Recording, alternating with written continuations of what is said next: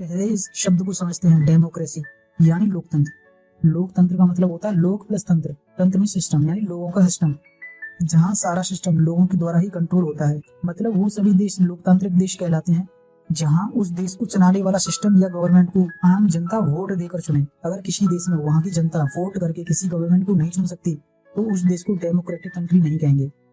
जिस देश में डेमोक्रेसी होती है वहाँ की सरकार उस देश की जनता की होती है, जनता के लिए काम करती है और जनता के द्वारा ही चुनी जाती है। ऐसा अब्राहम लिंकन ने कहा था, जिसमें डेफिनेशन तो काफी हद तक सही है, लेकिन वोट करने के बाद हमारे देश में ऐसा कुछ नजर नहीं आता। जीत जाने के बाद ये गवर्नमेंट बिजनेसमैन लोगों की हो जाती है और उन्हीं के लिए काम करती है। और वहीं दूसरी ओर मैं लोकतंत्र को एक ऐसी चीज समझता हूँ जो कमजोर वर्ग को आगे बढ़ने का ठीक वैसा ही मौका देती है जैसा पावरफुल लोगों को देती है। ये गांधी जी ने कहा था। भले ही आजादी के बाद ऐसा कुछ होता होगा, लेकिन आज इसका एकदम उल्टा है। यहाँ कमजोरों का हक छीन के उल्टा अमीरों को दे दिया जाता है। वैसे तो डेमोक्रेसी बहुत तरह की होती है, लेकिन हम मेनली दो तरह की डेमोक्रेसी समझने वाले। पहली है डायरेक्ट या प्योर डेमोक्रेसी और दूसरी है इनडायरेक्ट या रिप्रेजेंटेटिव डेमोक्रेसी। डायरेक्ट डेमोक्रेसी की ये चार बेहतरीन विशेषताएं हैं। Referendum, plebiscite, initiative and recall. Referendum यानी जनमत संग्रह। इसमें सरकार कोई भी बिल पास करवाती है तो उसको पहले जनता के सामने रखती है। अगर जनता मंजूरी देती है तो वह बिल पूरे देश में लागू कर दिया जाएगा। अगर जनता इसके खिलाफ है तो यह नियम डस्टबिन में फेंक दिया जाएगा, यानी देश में लागू नहीं होगा। लेकिन प्लेबिसाइट में इसका जस्ट उल्टा है थोड़ा। इसमें बिल या कानून को जनता के सामने तो रखा जाता है, उनकी राय ली जाती है, लेकिन अगर जनता इसके खिलाफ है तो भी इस नियम या कानून को देश में लागू किया जा सकता है। यानी ये नियम लागू किया जाएगा या न किया जाएगा ये जनता के हाथ में न होकर सीधा सरकार के पास में होता है। इनिशिएटिव, प्रस्ताव या पहल। इसमें कानून या नियम जनता के द्वारा ही बनाए जाते हैं। अगर वहाँ की ज्यादातर जनता इस नियम को सही मानती है तो इस नियम को बाद में पूरे देश में लागू कर दिया जाता है। यानी इनिशिएटिव में जनता खुद से कोई नियम बना सकती है और उसको लागू करवा सकती है।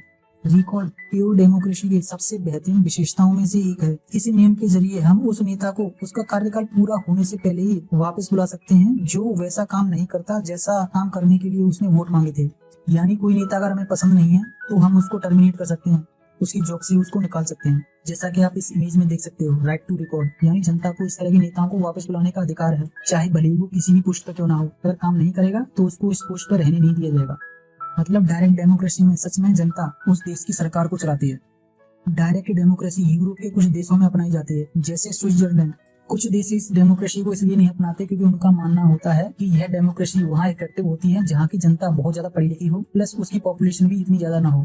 Representative democracy. रिप्रेजेंटेटिव का मतलब होता है प्रतिनिधि, यानी जिसे हम वोट देकर वो सारी अथॉरिटी दे देते हैं कि ये हमारे लिए काम करेगा या जैसा हम कहें वैसा काम करे। बट होता इसका उल्टा ही है। बस एक बात चुन लो, जो करना होगा वो खुद करेगा। यह भी दो तरह की होती है। Number 1 parliamentary and second presidential. Parliamentary यानी संसदीय प्रणाली। इसमें हम वोट देकर एमएलए या एमपी को चुनते हैं, लेकिन प्रेसिडेंशियल में हम सीधा वोट प्रेसिडेंट को ही देते हैं। ये सभी एमएलए एमपी बाद में सीएम पीएम और प्रेसिडेंट को चुनते हैं, लेकिन वहीं दूसरी ओर प्रेसिडेंशियल में वहाँ का प्रेसिडेंट खुद एक पार्लियामेंट बनता है। इनडायरेक्ट डेमोक्रेसी का मतलब होता है हम वोट डालकर या तो उस देश के सबसे बड़े पॉलिटिशियन को चुन सकते हैं या वोट डालकर उस देश के सबसे छोटे पॉलिटिशियन को चुन सकते हैं। इन दोनों में से हम किसी एक को ही चुन सकते हैं, दोनों को नहीं। अपने देश में पार्लियामेंट्री फॉर्म पाई जाती है, यानी हम एमएलए और एमपी को चूज करते हैं, लेकिन वहीं दूसरी प्रेसिडेंशियल ये यूएस में पाई जाती है, यानी अमेरिका के सभी लोग डायरेक्ट प्रेसिडेंट को वोट डालते हैं, वो वहाँ के एमएलए एमपी को नहीं चुनते। कुछ बुद्धिजीवी ऐसा कहते हैं कि इनडायरेक्ट डेमोक्रेसी वहाँ ठीक रहती है जहाँ के लोग ज्यादा पढ़े लिखे नहीं होते, प्लस उस देश की पॉपुलेशन भी बहुत ज्यादा होती है, इसलिए वहाँ इनडायरेक्ट यानी रिप्रेजेंटेटिव डेमोक्रेसी अपनाई जाती है। कितना वाहियात लॉजिक है ये। मतलब अगर उस देश के लोग ही पढ़े लिखे नहीं है तो वहाँ के नेता कैसे पढ़े लिखे होंगे। लेकिन इंडिया में तो जस्ट इसका उल्टा है। यहाँ पे पढ़े लिखे लोग बेरोजगार बैठे हैं और जिनको कुछ नहीं आता वो देश संभाल रहे हैं, इसीलिए इसको इनडायरेक्ट बोलते हैं। मतलब जो कुछ भी होगा उल्टा सीधा ही होगा इसमें, यानी कहीं पे लगाएं कहीं पे निशाना। इनडायरेक्ट का मतलब यही होता है, कोई चीज डायरेक्ट नहीं है।